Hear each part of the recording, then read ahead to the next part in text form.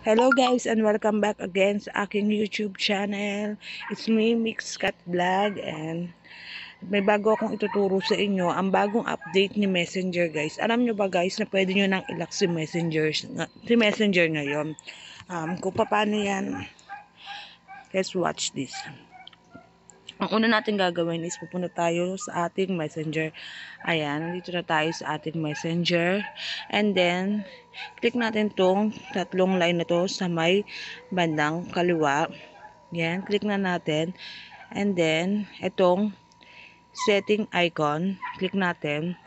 And then, hanapin natin ang ating privacy and safety.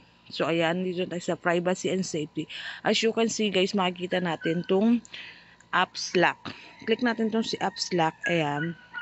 And then, ang gagawin natin is i-on natin siya. On natin siya ha.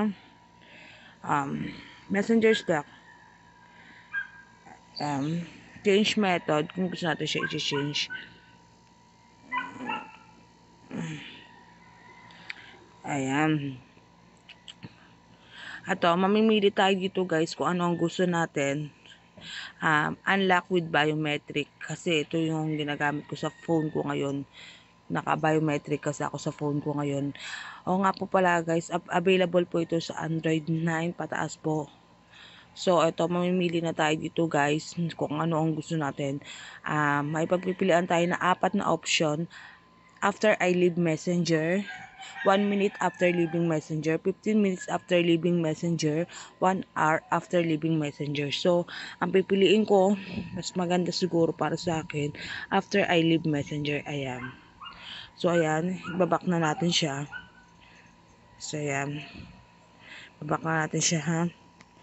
So, ngayon, iti-testing naman natin siya kung talaga mang gumagana ang bagong update ni Messenger na pwede natin siyang i-lock. Punta tayo kay Messenger ngayon. Ayan.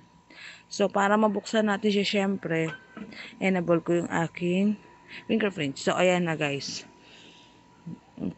So, ayan nga guys, kung may natutunan kayo sa video ito, don't forget to like, share, and subscribe para sa more update video ko po. Thank you. See you in next vlog.